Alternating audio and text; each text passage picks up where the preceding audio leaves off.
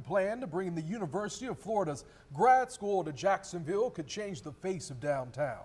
The Jacksonville City Council is considering a land swap to acquire space for the new campus. Zach Wilcox is joining us downtown live from Bay Street this evening. And Zach, that's the space that the city needs for this campus. Yeah, Heather, you can almost imagine this building behind me here with some UF branding on it. Could be one of the first buildings of the new UF campus, but the city has to acquire this land first, and they looked at a couple of options to do that. They could just buy it, or they could get it in a swap for some land on either side of the Main Street Bridge on the North Bank. Success of our company and our investment rests solely on the success of the urban core. Gateway Jack's CEO Brian Mole has a chunk of land the city needs for a possible UF grad school, the old Interline building on Bay Street and the roughly 3 acres it sits on. He's willing to sell it and has a number in mind. And our proposed purchase price is $6.95 million. Or he'll give it to them for $0, but with a catch.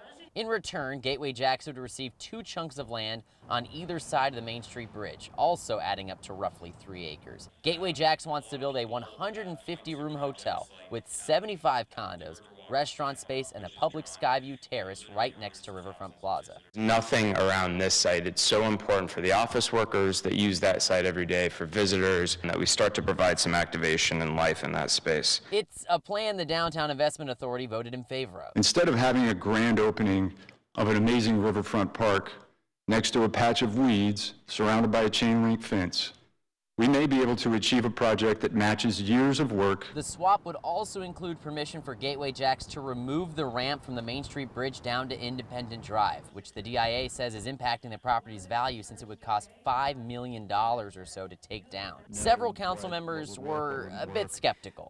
I think it would be worthwhile to hear kind of the opposing viewpoints. Others have heard enough. I don't want paralysis by analysis. I want to see us move forward.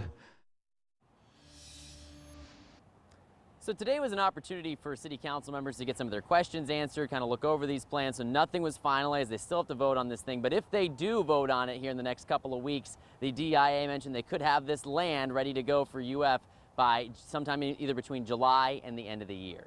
In downtown, Zach Wilcox, First Coast News, on your side.